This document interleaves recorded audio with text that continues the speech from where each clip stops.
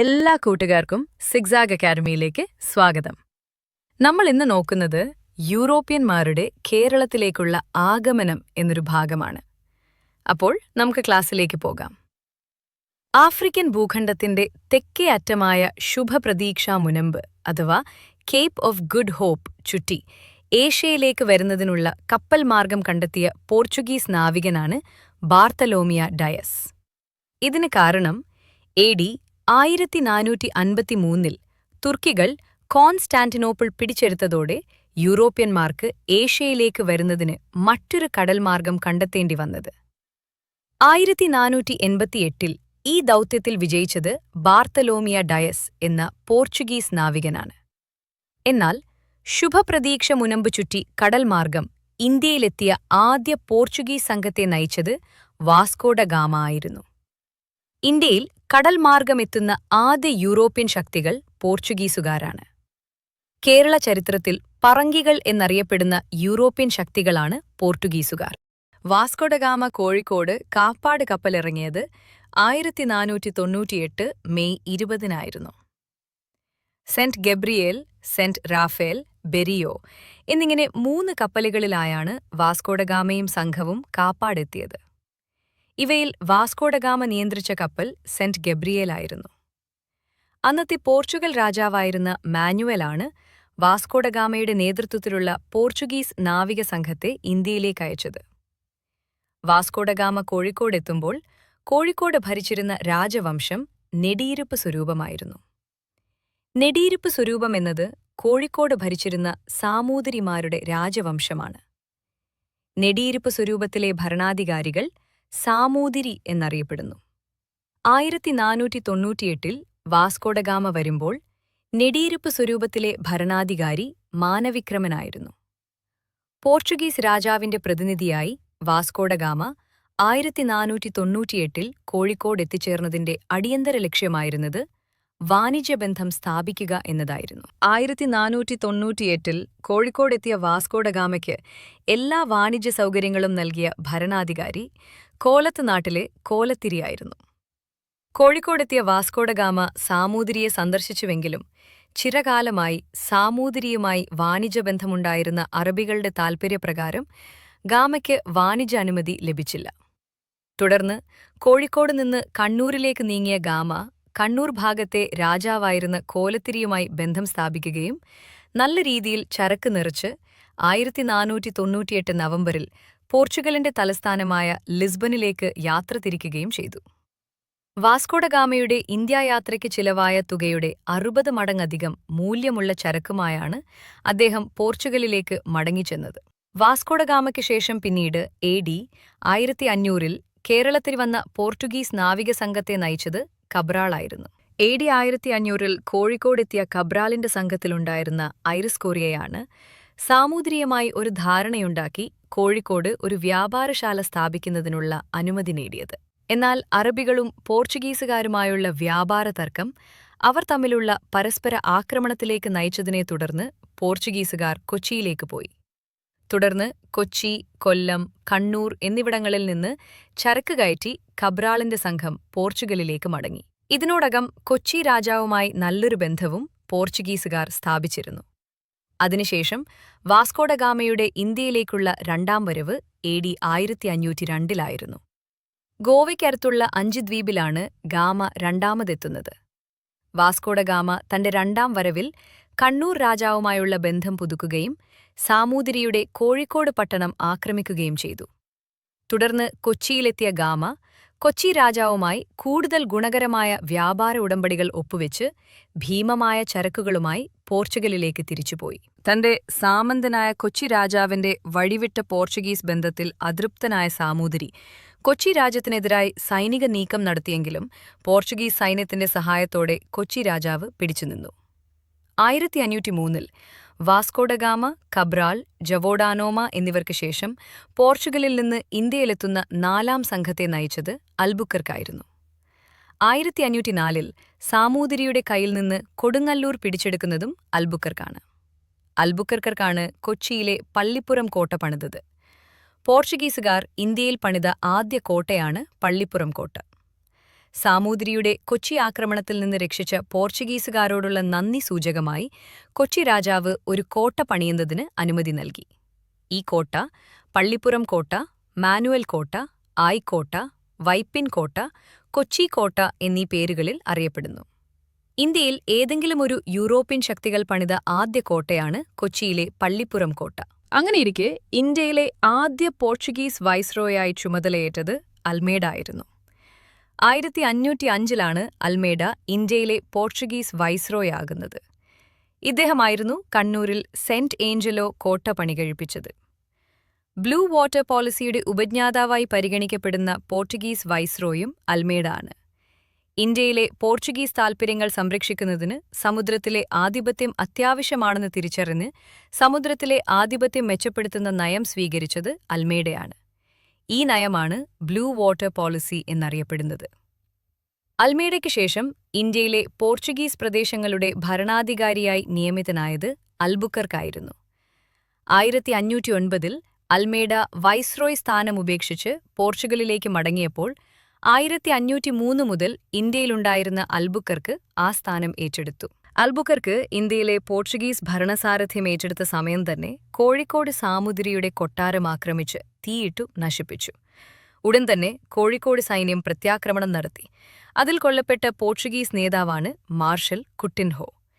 ഇന്ത്യയിലെ പോർച്ചുഗീസ് സാമ്രാജ്യ സ്ഥാപനത്തിന്റെ യഥാർത്ഥ വക്താവ് എന്നറിയപ്പെടുന്നതും അൽബുക്കർക്കാണ്.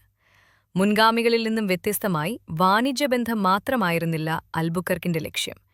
നയതന്ത്രം കൊണ്ടും ആയുധബലം കൊണ്ടും ഇന്ത്യയിൽ പോർച്ചുഗീസ് സാമ്രാജ്യത്തിന് ശരിക്കുള്ള പാതയൊരുക്കിയത് അൽബുക്കർക്കാണ്.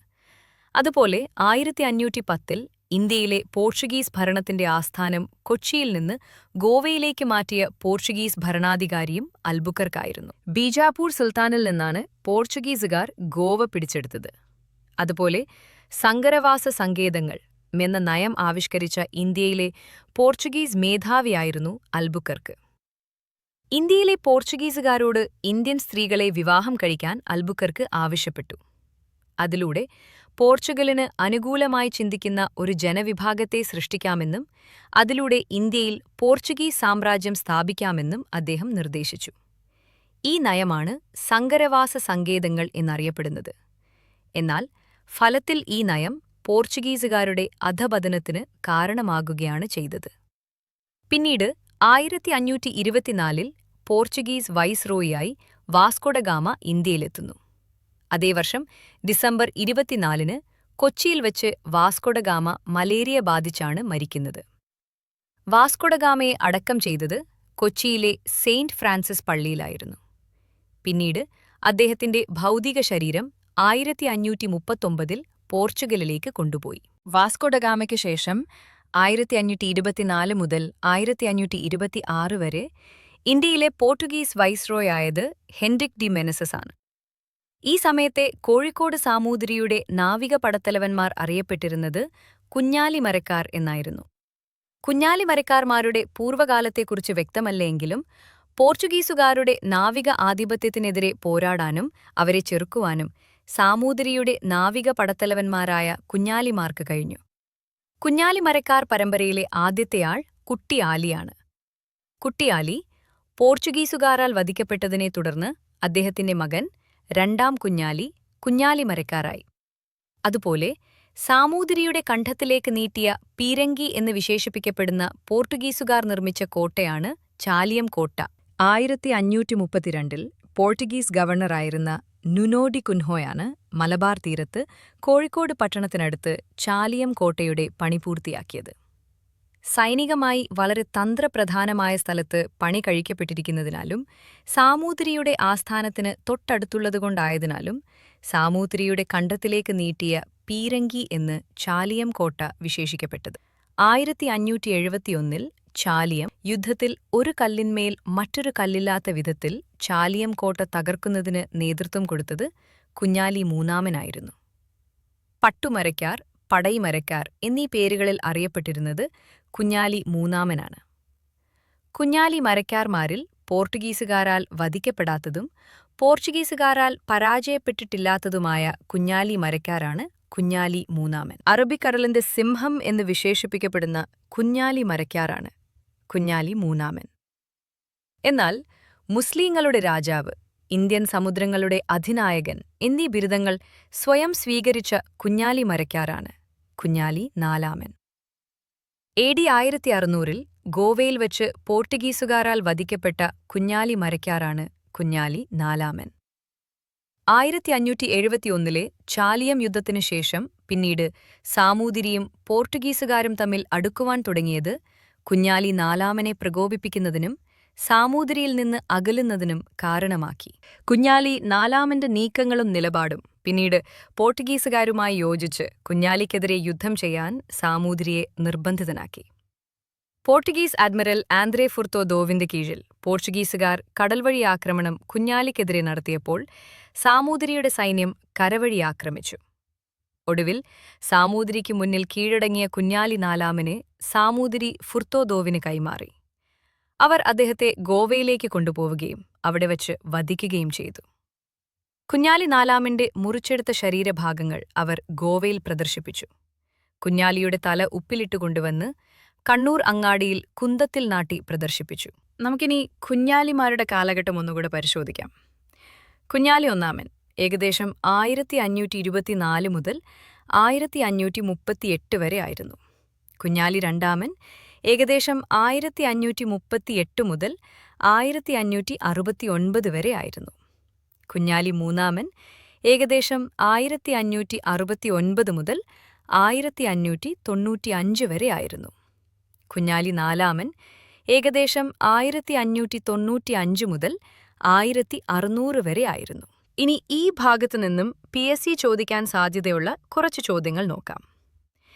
AD 1600-ൽ കുഞ്ഞാലി നാലാമനെ നേരിടുന്നതിന് പോർട്ടുഗീസ് വൈസ്രോയി ചുമതലപ്പെടുത്തിയത് ആരെയാണ് എന്ന് ചോദിച്ചാൽ അത് അഡ്മിറൽ ഫുർത്തഡോവ് ആയിരുന്നു.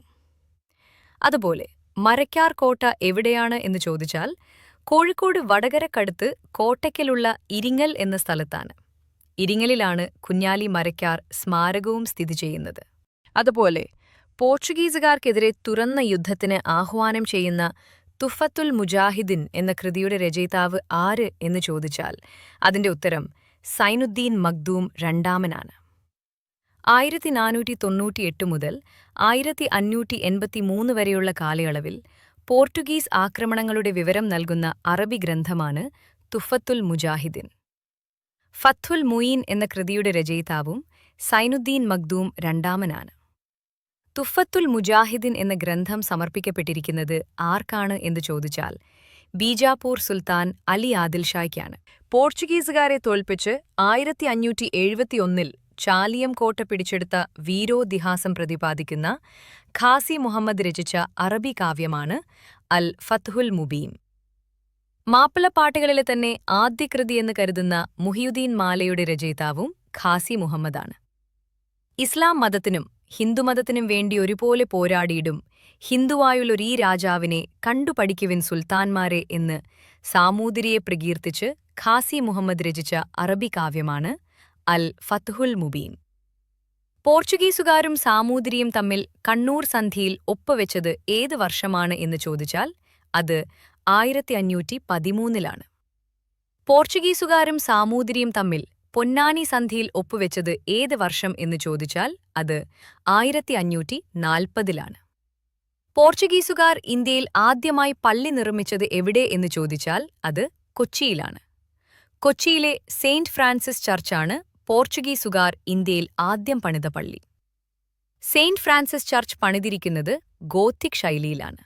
കേരളത്തിലെ സുറിയാനി ക്രിസ്ത്യാനികളെ റോമൻ സഭയുടെ അധീനതയിൽ കൊണ്ടുവരുന്നതിന് പോർച്ചുഗീസുകാരുടെ താൽപര്യപ്രകാരം ഉദയം പേരൂർ സുനഹദോസ് സംഘടിപ്പിക്കപ്പെട്ടത് ഏത് വർഷം എന്ന് ചോദിച്ചാൽ 1599-ലാണ്. ഗോവയിലെ ആർച്ച് ബിഷപ്പായ അലക്സിസ് ഡി മെനസിന്റെ അധ്യക്ഷതയിലാണ് ഇന്നത്തെ എറണാകുളം ജില്ലയിലെ തൃപ്പൂണിത്തറയ്ക്കടുത്തുള്ള ഉദയം പേരൂരിൽ വച്ച് ഉദയം പേരൂർ സുനഹദോസ് സംഘടിപ്പിക്കപ്പെട്ടത്. കേരളത്തിലെ ക്രൈസ്തവർക്ക് ബാബിലോണിയയിലെ പാട്രിയാർക്കുമായുള്ള ബന്ധം വിച്ഛേദിച്ച് പകരം റോമിലെ പോപ്പുമായി ബന്ധം സ്ഥാപിക്കുന്നതിന് കാരണമായ സംഭവമാണ് ഉദയം പേരൂർ സുനഹദോസ്. കേരളത്തിലെ സുറിയാനി ക്രിസ്ത്യാനികൾ പോർട്ടുഗീസുകാർക്കെതിരെ നടത്തിയ കൂനൻ കുരിശ് പ്രതിജ്ഞ അല്ലെങ്കിൽ കൂനൻ കുരിശ് കലാപം ഏതു വർഷമാണ് എന്ന് ചോദിച്ചാൽ അത് 1653-ലാണ്. കേരളത്തിലെ സുറിയാനി ക്രിസ്ത്യാനികൾക്ക് പോർട്ടുഗീസുകാർ അവരുടെ സ്വന്തം ബിഷപ്പുമാരെ, പാട്രിയാർക്കിയൻ ബിഷപ്പിനെ അനുവദിക്കുന്നതിന് പകരം യൂറോപ്യന്മാരായ ലത്തീൻ ബിഷപ്പുമാരെ അനുവദിക്കുന്നതിൽ പ്രതിഷേധിച്ചുകൊണ്ട് മട്ടാഞ്ചേരി പഴയ കുരിശിന്റെ മുൻപിൽ സുറിയാനി ക്രിസ്ത്യാനികൾ ഒത്തുകൂടി ലത്തീൻ ആർച്ച് ബിഷപ്പ്മാരെയും ജെസ്യൂട്ട് പുരോഹിതന്മാരെയും തങ്ങൾ ഒരിക്കലും അനുസരിക്കില്ല എന്ന് പ്രതിജ്ഞയെടുത്തു. ഈ സംഭവം കൂനൻ കുരിശ് പ്രതിജ്ഞ അല്ലെങ്കിൽ കൂനൻ കുരിശ് കലാപം എന്നറിയപ്പെടുന്നു. ഇന്ത്യയിലെ ഏതെങ്കിലും പ്രദേശവുമായി മറ്റു രാജ്യങ്ങൾ കച്ചവടം നടത്തുന്നത് തടയാൻ വേണ്ടി കാർട്ടസ് എന്ന കപ്പൽപാസ് സമ്പ്രദായം ഏർപ്പെടുത്തിയ വിദേശശക്തി ഏത് എന്ന് ചോദിച്ചാൽ അത് പോർട്ടുഗീസുകാരാണ്. താഴെ തന്നിരിക്കുന്നതിൽ പോർട്ടുഗീസ് അധഃപതനത്തിന് നയിച്ച കാരണം എന്തൊക്കെയെന്ന് നോക്കാം. 1. ഡച്ച് ശക്തിയുടെ വരവ്. 2. കാര്യക്ഷമമല്ലാത്ത ഭരണവും സ്വജനപക്ഷപാതവും. 3. സാംസ്കാരിക അധിഷ്ഠിതമല്ലാത്ത മതനയം. 4. കേരളീയരുടെ പിന്തുണയും വിശ്വാസവും ഒരു കാലത്തും അവർക്ക് ലഭിച്ചില്ല. ഇവിടെ മുകളിൽ പറഞ്ഞതെല്ലാം ശരിയാണ്. ഇതുകൂടാതെ 1580-ൽ പോർട്ടുഗൽ സ്പെയിനിന്റെ ആധിപത്യത്തിൻ കീഴിലായപ്പോൾ രാജാവിന്റെ ഇന്ത്യയിലുള്ള വ്യക്തിപരമായ താൽപര്യക്കുറവും അധഃപതന കാരണമായി. കേരളത്തിൽ ആദ്യമായി ആധുനിക രീതിയിലുള്ള അച്ചടി സമ്പ്രദായം പരിചയപ്പെടുത്തിയ യൂറോപ്യൻ ശക്തികളാണ് പോർട്ടുഗീസുകാർ. പോർട്ടുഗീസുകാരുടെ കാലത്ത് കഥകളിക്ക് സമാനമായി കേരളത്തിൽ ആവിർഭവിച്ച ക്രിസ്തീയ കലാരൂപം ഏത് എന്ന് ചോദിച്ചാൽ അത് ചവിട്ട് നാടകമാണ്. താഴെ തന്നിരിക്കുന്നതിൽ പോർട്ടുഗീസുകാർ ഇന്ത്യയിൽ പരിചയപ്പെടുത്തിയത് എന്തൊക്കെ? എ. പേരയ്ക്ക. ബി. പുകയില. സി. പപ്പായ. ഡി. ഇവയെല്ലാം. ഉത്തരം ഇവയെല്ലാമാണ്. അതുപോലെ അടയ്ക്ക, കൈതച്ചക്ക, തണ്ണിമത്തൻ, വട്ടൽമുളക്, ആത്തിക്ക, മരച്ചീനി എന്നിവ ഇന്ത്യയിൽ കൊണ്ടുവരുന്നതും പറങ്കികൾ എന്ന് വിളിക്കപ്പെടുന്ന പോർട്ടുഗീസുകാരാണ്. താഴെ തന്നിരിക്കുന്നതിൽ കേരളത്തിലെ പോർച്ചുഗീസ് ആധിപത്യത്തിന്റെ ഫലമായുള്ളത് എന്തൊക്കെ എന്ന് ചോദിച്ചാൽ എ. കേരളത്തിന്റെ രാഷ്ട്രീയ അനൈക്യത്തിന് കാരണമായി. ബി. കയർ കേരളത്തിന്റെ കയറ്റുമതിയിൽ പ്രധാന ഇനമായി. സി. കേരളത്തിൽ ഭക്തിപ്രസ്ഥാനത്തിന് പുനരുജ്ജീവനമുണ്ടായി. ഡി. ഇവയെല്ലാം. ഉത്തരം ഇവയെല്ലാം എന്നാണ്. കൃഷ്ണാരാധനയുടെ കേന്ദ്രമായി ഗുരുവായൂർ ക്ഷേത്രം മാറിയത് കേരളത്തിലെ ഏത് വിദേശ ശക്തികളുടെ സാന്നിധ്യ സമയത്താണ് എന്ന് ചോദിച്ചാൽ അത് പോർട്ടുഗീസുകാരുടെ കാലത്താണ്. താഴെ തന്നിരിക്കുന്നതിൽ പോർട്ടുഗീസ് ഭാഷയിൽ നിന്ന് മലയാളത്തിലേക്ക് വന്ന വാക്കുകൾ ഏതൊക്കെ? എ. മേസ്തിരി. ബി. ചാവി. സി. കൊന്ത. ഡി. ഇവയെല്ലാം. ഉത്തരം ഇവയെല്ലാം എന്നാണ്. അതുപോലെ മേസ്തിരി, കസേര, ജനൽ, മേശ, വിജാഗിരി, വസ്ത്രം, തൂവാല, ലേലം, ചാവി, കൊന്ത, കുരിശ്, വെഞ്ചിരിപ്പ്, സെമിത്തേരി, കുശിനി, കുംഭസാരം, പതക്കം, റാന്തൽ, മുറം, വരാന്ത എന്നീ പദങ്ങൾ പോർച്ചുഗീസ് ഭാഷയിൽ നിന്ന് മലയാളത്തിലെത്തിയതാണ്. കേരളത്തിലെ പോർച്ചുഗീസ് ആധിപത്യത്തിന് അവസാനം കുറിച്ചുകൊണ്ട് 1663-ൽ പോർച്ചുഗീസുകാരിൽ നിന്നും കൊച്ചി പിടിച്ചെടുത്ത വിദേശ ശക്തി ഏത് എന്ന് ചോദിച്ചാൽ അത് ഡച്ചുകാരാണ്. ഡച്ച് ഈസ്റ്റ് ഇന്ത്യ കമ്പനി സ്ഥാപിതമായത് 1602-ലാണ്. കേരളവുമായി വാണിജ്യബന്ധം സ്ഥാപിച്ച ആദ്യ യൂറോപ്യൻ പ്രൊട്ടസ്റ്റന്റ് ജനവിഭാഗമാണ് ഡച്ചുകാർ. കേരള ചരിത്രത്തിൽ ലന്തക്കാർ എന്ന് പൊതുവെ വിളിക്കപ്പെടുന്ന യൂറോപ്യൻ ശക്തികൾ ഡച്ചുകാർ തന്നെയാണ്. ഡച്ചുകാർ ഇന്ത്യയിലേതെങ്കിലും ഭരണാധികാരിയുമായി ആദ്യമായി കരാറുണ്ടാക്കിയത് ഏത് ഭരണാധികാരിയുമായിട്ടാണ് എന്ന് ചോദിച്ചാൽ അത് സാമൂതിരിയുമായിട്ടാണ്. AD 1604-ൽ അഡ്മിറൽ സ്റ്റീവൻ വാൻഡർ ഹാഗനാണ് സാമൂതിരിയുമായി ആദ്യമായി ഉടമ്പടിയുണ്ടാക്കുന്നത്. പോർച്ചുഗീസുകാരിൽ നിന്ന് ഡച്ചുകാർ കേരളത്തിൽ ആദ്യമായി വ്യാപാര കുത്തക പിടിച്ചെടുത്ത പ്രദേശം ഏത് എന്ന് ചോദിച്ചാൽ അത് കൊല്ലമാണ്. AD 1658-ൽ ഡച്ച് ക്യാപ്റ്റനായിരുന്ന അഡ്മിറൽ വാൻഗൂൺസ് ആണ് പോർച്ചുഗീസുകാരിൽ നിന്നും കൊല്ലത്ത് വ്യാപാര കുത്തക കൈയടക്കിയത്. എന്നാൽ പോർച്ചുഗീസുകാരിൽ നിന്നും ഡച്ചുകാർ കൊച്ചി പിടിച്ചെടുത്തത് 1663-ലാണ്. 1691-ൽ വെട്ടം യുദ്ധത്തിൽ ഏത് വിദേശ ശക്തികളുമായിട്ടാണ് സാമൂതിരി സഹകരിച്ചത് എന്ന് ചോദിച്ചാൽ അത് ഡച്ചുകാരുമായിട്ടാണ്. വൈദേശിക ആധിപത്യത്തിനെതിരായി നിലകൊള്ളുന്ന ഭരണാധികാരി എന്ന പ്രതിച്ഛായയുള്ള സാമൂതിരി സ്വന്തം നാട്ടിലെ ഭരണാധികാരിക്കെതിരായി ഒരു വിദേശ ശക്തിയുമായി കൈകോർത്തു എന്നുള്ളതാണ് 1691 വെട്ടം യുദ്ധത്തിന്റെ പ്രാധാന്യം. ഇന്നത്തെ മലപ്പുറം ജില്ലയിലുള്ള പ്രദേശമാണ് വെട്ടം. ഡച്ചുകാർ കേരളത്തിൽ പണിത കോട്ട ഏത് എന്ന് ചോദിച്ചാൽ അത് ചേറ്റുവ കോട്ടയാണ്. 1714 ചേറ്റുവ കോട്ടയുടെ നിർമ്മാണം ഡച്ചുകാർ തുടങ്ങിയത്. ഇന്നത്തെ തൃശൂർ ജില്ലയിലാണ് ചേറ്റുവ കോട്ട. ഡച്ചുകാർ പണിത ഈ കോട്ട പിന്നീട് ടിപ്പു സുൽത്താന്റെയും അതിനുശേഷം ബ്രിട്ടീഷുകാരുടെയും അധീനതയിലായി. ഇന്ത്യയിൽ ഡച്ച് സാമ്രാജ്യ ശക്തികളുടെ അധപതനത്തിന് കാരണമായ കുളച്ചൽ യുദ്ധം നടന്നത് ഏത് വർഷം എന്ന് ചോദിച്ചാൽ അത് 1741. ഇന്ത്യയിൽ ഡച്ച് സാമ്രാജ്യമോഹങ്ങൾക്ക് തടസ്സമായി മാറിയത് AD 1729 അധികാരത്തിൽ വന്ന മാർത്താണ്ഡവർമ്മയാണ്. 1741 കുളച്ചൽ യുദ്ധത്തിൽ ഡച്ചുകാരെ തിരുവിതാംകൂർ സൈന്യം പരാജയപ്പെടുത്തി. 1741 കുളച്ചൽ യുദ്ധത്തിൽ മാർത്താണ്ഡവർമ്മ തടവുകാരനാക്കിയ ഡച്ച് ക്യാപ്റ്റൻ ആര് എന്ന് ചോദിച്ചാൽ അത് ക്യാപ്റ്റൻ ഡില്ലനോയ് ആണ്. കുളച്ചൽ യുദ്ധത്തിൽ തടവുകാരനാക്കപ്പെട്ട ക്യാപ്റ്റൻ ഡില്ലനോയ് പിന്നീട് തിരുവിതാംകൂർ സൈന്യത്തിന് ആധുനിക രീതിയിലുള്ള പരിശീലനം നൽകുകയും തിരുവിതാംകൂറിന്റെ വലിയ കപ്പിത്താനായി തീരുകയും ചെയ്തു. മാർത്താണ്ഡവർമ്മയ്ക്ക് ശേഷം അധികാരത്തിൽ വന്ന ധർമ്മരാജയുടെയും സൈന്യാധിപനായി സേവനമനുഷ്ഠിച്ച ദില്ലനോയ് ടിപ്പു സുൽത്താന്റെ ആക്രമണത്തിൽ നിന്നും തിരുവിതാംകൂറിനെ സംരക്ഷിക്കുന്ന സൈനിക നടപടിക്കും നേതൃത്വം നൽകി. ക്യാപ്റ്റൻ ഡില്ലനോയ് സ്മാരകം സ്ഥിതി ചെയ്യുന്നത് ഉദയഗിരി കോട്ടയിലാണ്. മുൻപ് തിരുവിതാംകൂറിന്റെ ഭാഗമായിരുന്ന കന്യാകുമാരിയിലാണ് ഉദയഗിരി കോട്ട ഉള്ളത്. കൊച്ചിയിലെ ബോൾഗാട്ടി പാലസ് നിർമ്മിച്ചത് ഡച്ചുകാരാണ്. ഡച്ച് ഗവർണർമാരുടെ ഔദ്യോഗിക വസതിയായിരുന്നു ബോൾഗാട്ടി കൊട്ടാരം. ഹോളണ്ടിന് പുറത്ത് ഡച്ചുകാർ നിർമ്മിച്ച ഏറ്റവും പഴക്കമുള്ള കൊട്ടാരമാണിത്. അതുപോലെ മട്ടാഞ്ചേരി കൊട്ടാരം പോർച്ചുഗീസുകാർ പണിത കൊട്ടാരമാണ്. പിന്നീട് ഡച്ചുകാർ മട്ടാഞ്ചേരി കൊട്ടാരം പുതുക്കിപ്പണിതു. അതുപോലെ ഡച്ചുകാർ ഏതു ഭരണാധികാരിയുമായാണ് മാവേലിക്കര സന്ധിയിൽ ഒപ്പുവെച്ചത് എന്ന് ചോദിച്ചാൽ അത് മാർത്താണ്ഡവർമ്മയുമായിട്ടാണ്.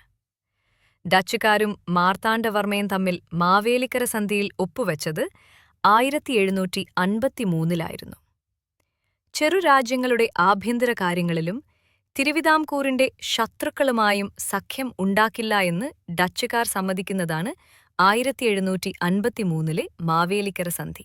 ഡച്ച് ശക്തിയുടെ അധപ്പതനത്തിന് കാരണമായത് 1741 കുളച്ചൽ യുദ്ധമാണെങ്കിൽ അത് പൂർണ്ണമാക്കിയത് 1753 മാവേലിക്കര സന്ധിയാണ്.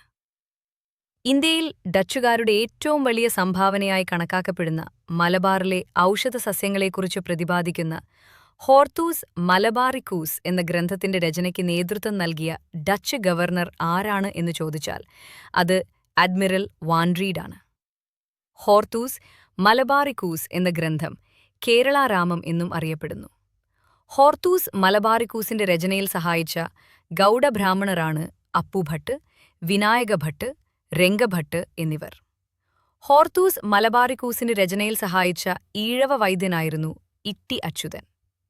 ഹോർത്തൂസ് മലബാറിക്കൂസിന്റെ രചനയിൽ സഹായിച്ച കാർമൽ പുരോഹിതനായിരുന്നു ജോൺ മാത്യൂസ്.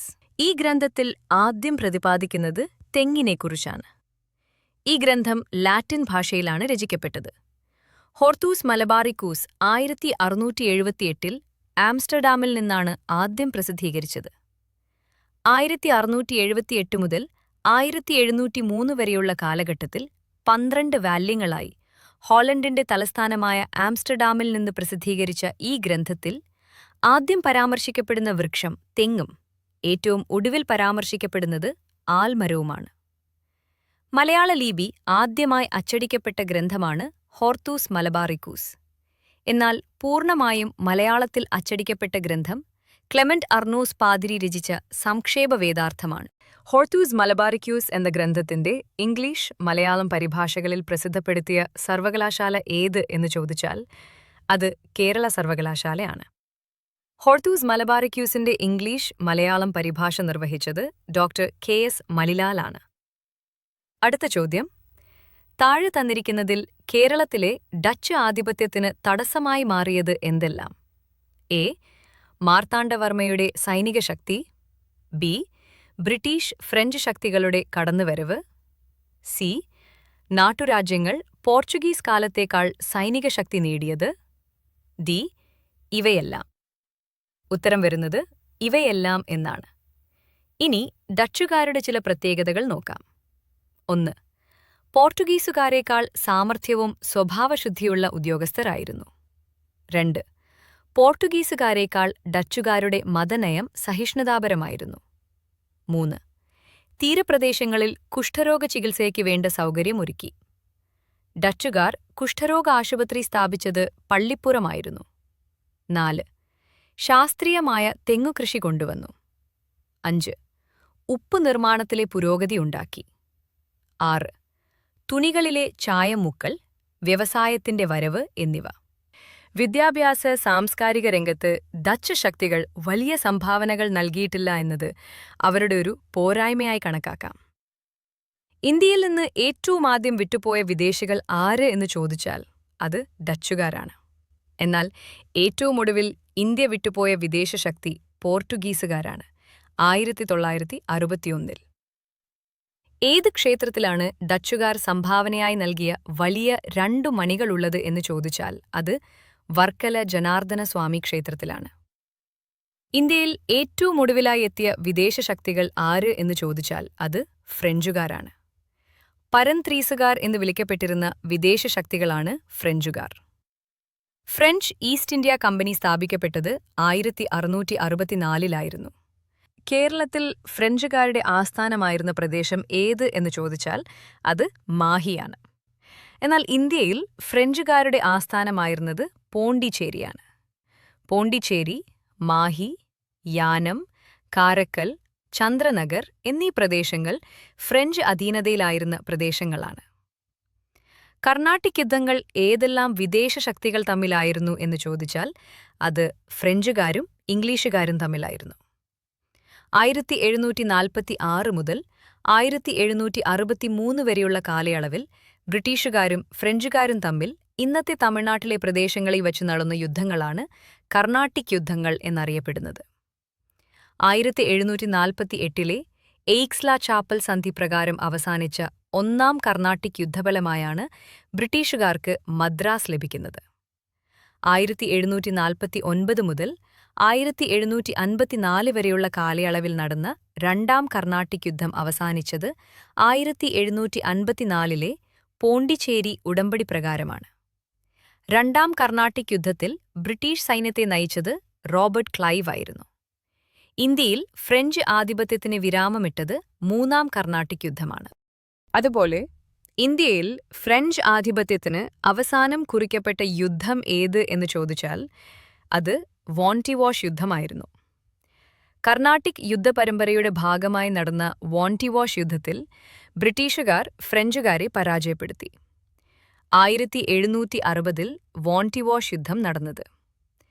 മൂന്നാം കർണാട്ടിക് യുദ്ധപരമ്പരയിലെ വോണ്ടിവാഷ് യുദ്ധത്തെ തുടർന്നുണ്ടായ സന്ധി ഏത് എന്ന് ചോദിച്ചാൽ അത് പാരീസ് ഉടമ്പടിയാണ്. 1763-ലെ പാരീസ് ഉടമ്പടി പ്രകാരമാണ് മൂന്നാം കർണാട്ടിക് യുദ്ധം അവസാനിക്കുന്നത്. അതിൻ പ്രകാരം ഫ്രഞ്ചുകാരുടെ ആധിപത്യം പോണ്ടിച്ചേരി, ചന്ദ്രനഗർ എന്നീ ഭാഗങ്ങളിലായി ഒതുക്കപ്പെട്ടു. ഡാനിഷ് ഈസ്റ്റ് ഇന്ത്യ കമ്പനിക്ക് കേരളത്തിൽ ഫാക്ടറി ഉണ്ടായിരുന്നത് എവിടെയാണ് എന്ന് ചോദിച്ചാൽ അത് കോഴിക്കോടായിരുന്നു. 1616-ൽ സ്ഥാപിതമായ ഡാനിഷ് ഈസ്റ്റ് ഇന്ത്യ കമ്പനിക്ക് സാമൂതിരിയുടെ കോഴിക്കോടും തിരുവിതാംകൂറിൽ കുളച്ചലിലും ഫാക്ടറി ഉണ്ടായിരുന്നു. അതുപോലെ തിരുവനന്തപുരം ജില്ലയിലെ വർക്കല താലൂക്കിലെ ഇടവയിൽ ഡാനിഷ് ഈസ്റ്റ് ഇന്ത്യ കമ്പനിക്ക് വ്യാപാര കേന്ദ്രവും ഉണ്ടായിരുന്നു. ഡെൻമാർക്കുകാരെയാണ് ഡാനിഷ് എന്ന് പറയുന്നത്. ഇന്ത്യയിൽ ഡാനിഷ്കാരുടെ അധിവാസമുണ്ടായിരുന്ന പ്രദേശങ്ങളാണ് തരംഗമ്പാടിയും സേരാംപൂരും. തമിഴ്നാട്ടിലെ തരംഗമ്പാടി, ബംഗാളിലെ സേരാംപൂർ എന്നീ പ്രദേശങ്ങളിൽ ഏകദേശം 200 വർഷം ഡാനിഷ് സാന്നിധ്യമുണ്ടായിരുന്നു. തമിഴ്നാട്ടിലെ തരംഗമ്പാടി മുൻപ് ട്രാൻക്യുബാർ എന്നറിയപ്പെട്ടിരുന്നു. അടുത്ത ചോദ്യം, കേരളത്തിലെത്തിയ ആദ്യ ഇംഗ്ലീഷുകാരൻ ആര് എന്ന് ചോദിച്ചാൽ അത് മാസ്റ്റർ റാൽഫ് ഫിച്ച് ആയിരുന്നു. മാർഗദർശിയായ ഇംഗ്ലീഷുകാരൻ എന്നറിയപ്പെടുന്നത് മാസ്റ്റർ റാൽഫ് ഫിച്ച് ആണ്. സഞ്ചാരിയായിട്ടാണ് മാസ്റ്റർ റാൽഫ് ഫിച്ച് കേരളത്തിലും ഇന്ത്യയുടെ മറ്റു ഭാഗങ്ങളിലും എത്തിച്ചേർന്നത്. പിന്നീട് ഇംഗ്ലണ്ടിലേക്ക് മടങ്ങിയ റാൽഫ് ഫിച്ച് തന്റെ ഡയറി കുറിപ്പുകളിലൂടെ ഇന്ത്യയുടെ സാഹചര്യങ്ങൾ ഇംഗ്ലീഷുകാരെ പരിചയപ്പെടുത്തി. റാൽഫ് ഫിച്ചിന്റെ ഇന്ത്യായാത്രയുടെ അനുഭവത്തിന്റെ പിൻബലത്തിലാണ് പിന്നീട് ഈസ്റ്റ് ഇന്ത്യാ കമ്പനിയുടെ പ്രതിനിധി സംഘം ഇന്ത്യയിലെത്തിയത്. ബ്രിട്ടീഷ് ഈസ്റ്റ് ഇന്ത്യാ കമ്പനി രൂപീകരിച്ചത് എന്ന് ചോദിച്ചാൽ അത് AD 1600-ലാണ്. ഈസ്റ്റ് ഇന്ത്യാ കമ്പനി ലണ്ടനിലാണ് രൂപം കൊള്ളുന്നത്. ഈസ്റ്റ് ഇന്ത്യാ കമ്പനിയുടെ ആദ്യ പേര് ജോൺ കമ്പനി എന്നായിരുന്നു. ബ്രിട്ടീഷ് ഈസ്റ്റ് ഇന്ത്യാ കമ്പനിയുടെ ആദ്യ സംഘം 1608-ൽ ഇന്ത്യയിൽ ആദ്യമായി എത്തിച്ചേർന്നത് എവിടെയാണ് എന്ന് ചോദിച്ചാൽ അത് സൂററ്റിലായിരുന്നു. 1608-ൽ സൂററ്റിലെത്തിയ ആദ്യ ബ്രിട്ടീഷ് സംഘത്തെ നയിച്ചത് വില്യം ഹോക്കിൻസ് ആയിരുന്നു. AD 1608-ൽ വില്യം ഹോക്കിൻസ് സൂററ്റിലെത്തിച്ചേരുന്നത് ഹെക്ടർ എന്ന കപ്പലിലാണ്. AD 1600-ൽ ഈസ്റ്റ് ഇന്ത്യാ കമ്പനി ലണ്ടനിൽ സ്ഥാപിക്കപ്പെടുമ്പോൾ ഇന്ത്യ ഭരിച്ചിരുന്ന മുഗൾ ചക്രവർത്തി ആരായിരുന്നു എന്ന് ചോദിച്ചാൽ അത് അക്ബറാണ്. വാണിജ്യ ആവശ്യങ്ങൾക്കായി AD 1615-ൽ കേരളത്തിലെത്തിയ ആദ്യ ഇംഗ്ലീഷുകാരൻ ആര് എന്ന് ചോദിച്ചാൽ അത് ക്യാപ്റ്റൻ കീലിംഗ് ആണ്. ക്യാപ്റ്റൻ കീലിംഗ് കോഴിക്കോട് സാമൂതിരിയെ സന്ദർശിക്കുകയും കച്ചവടത്തിനുള്ള അനുവാദം നേടുകയും ചെയ്തു. AD 1644-ൽ കേരളത്തിലെ ആദ്യത്തെ ബ്രിട്ടീഷ് വ്യവസായശാല സ്ഥാപിക്കപ്പെട്ടത് എവിടെയാണ് എന്ന് ചോദിച്ചാൽ അത് വിഴിഞ്ഞമായിരുന്നു. എന്നാൽ ഇംഗ്ലീഷുകാർ കേരളത്തിൽ പണിത ആദ്യ കോട്ട എവിടെയാണ് എന്ന് ചോദിച്ചാൽ അത് അഞ്ചുതെങ്ങിലായിരുന്നു. 1695-ലാണ് ആറ്റിങ്ങൽ റാണിയുടെ അനുമതിയോടുകൂടി അഞ്ചുതെങ്ങ് കോട്ട സ്ഥാപിച്ചത്. ബ്രിട്ടീഷുകാർക്കെതിരായി അഞ്ചുതെങ്ങ് കലാപം നടന്നത് ഏത് വർഷം എന്ന് ചോദിച്ചാൽ അത് 1697-ലാണ്. 1695-ൽ ആറ്റിങ്ങൽ റാണിയുടെ സമ്മതപ്രകാരം അഞ്ചുതെങ്ങിൽ കോട്ട കെട്ടിയ ബ്രിട്ടീഷുകാർ തദ്ദേശീയരായ ജനങ്ങളോടും ശക്തരായ ഭൂവുടമകളോടും കച്ചവടക്കാരോടും നല്ല രീതിയിലല്ല പെരുമാറിയത്.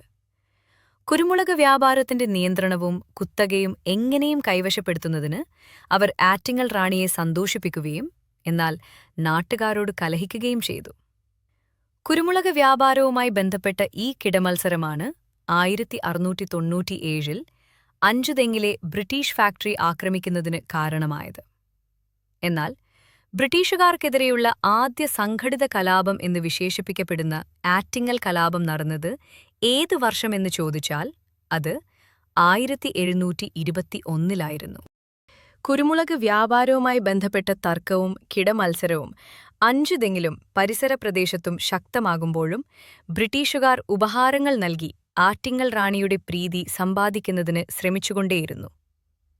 ആറ്റിങ്ങലിലെ ശക്തരായ ഭൂവുടമകൾ ഇനി തങ്ങളറിഞ്ഞു മാത്രമേ റാണിക്ക് ഉപഹാരങ്ങൾ കൈമാറാവൂ എന്ന് ബ്രിട്ടീഷുകാരോട് ആവശ്യപ്പെട്ടു. ഭൂവുടമകളുടെ ആവശ്യം തള്ളിക്കളഞ്ഞുകൊണ്ട് അഞ്ചുതെങ്ങിലെ ഇംഗ്ലീഷ് സംഘത്തിന്റെ നേതാവായ ഗീഫേർഡിന്റെ നേതൃത്വത്തിൽ 140 പേരടങ്ങുന്ന ബ്രിട്ടീഷ് സംഘം ആറ്റിങ്ങൽ റാണിക്ക് ഉപഹാരം നൽകുന്നതിന് യാത്രയായി. ഇതിൽ പ്രകോപിതരായ ഭൂവുടമകളും സ്ഥലവാസികളും ബ്രിട്ടീഷ് സംഘത്തെ ആക്രമിക്കുകയും 140 പേരെയും വധിച്ചുകൊണ്ട് അഞ്ചുതെങ്ങ് കോട്ട ഉപരോധിക്കുകയും ചെയ്തു.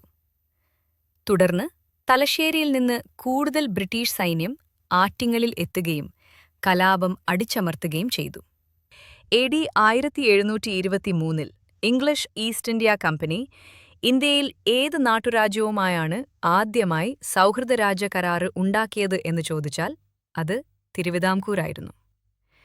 1723-ൽ തിരുവിതാംകൂറിൽ സ്വാധീനമുറപ്പിക്കുന്നതിനായി സൗഹൃദരാജ്യം എന്ന നിലയിലുള്ള കരാറാണ് വേണാട് സന്ധി. അന്നത്തെ തിരുവിതാംകൂറിലെ യുവരാജാവായിരുന്ന മാർത്താണ്ഡവർമ്മയുമായാണ് ബ്രിട്ടീഷുകാർ ഈ സന്ധിയിൽ ഒപ്പുവെച്ചത്. മാർത്താണ്ഡവർമ്മയ്ക്ക് തന്റെ പ്രതിയോഗികളായ ഭൂവുടമകളായിരുന്ന 8 വീട്ടിൽ പിള്ളമാരെ തകർക്കുന്നതിനും ബ്രിട്ടീഷുകാർക്ക് കേരളത്തിന്റെ തെക്ക് ഭാഗത്തുണ്ടായിരുന്ന ഡച്ച് ശക്തിയെ അതിജീവിക്കുന്നതിനും സാധ്വീനമുറപ്പാക്കുന്നതിനും ഈ കരാറിലൂടെ കഴിഞ്ഞു. 1792-ൽ മൂന്നാം മൈസൂർ യുദ്ധത്തിന്റെ ഫലമായുണ്ടായ ശ്രീരംഗപട്ടണം സന്ധിയിലൂടെ ബ്രിട്ടീഷുകാർക്ക് ലഭിച്ച കേരളത്തിലെ പ്രദേശം ഏത് എന്ന് ചോദിച്ചാൽ അത് മലബാറാണ്.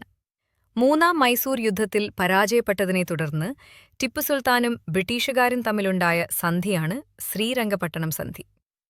ബ്രിട്ടീഷ് മേധാവിത്വം അംഗീകരിച്ചുകൊണ്ട് തിരുവിതാംകൂർ ബ്രിട്ടീഷുകാരുടെ സാമന്തരാജ്യമായി കരാർ ഒപ്പിട്ടത് ഏത് വർഷമാണ് എന്ന് ചോദിച്ചാൽ അത് 1795-ലായിരുന്നു. ശ്രീരംഗപട്ടണം സന്ധിയോടെ മലബാർ പ്രദേശത്തിന്റെ മേധാവിത്വം നേടിയ ബ്രിട്ടീഷുകാർ പിന്നീട് കൊച്ചിയെയും തിരുവിതാംകൂറിനെയും അവരുടെ നിയന്ത്രണത്തിൽ കൊണ്ടുവന്നതോടെ കേരളത്തിലെ മുഴുവൻ പ്രദേശങ്ങളും ബ്രിട്ടീഷുകാരുടെ അധികാരത്തിന് കീഴിലായി.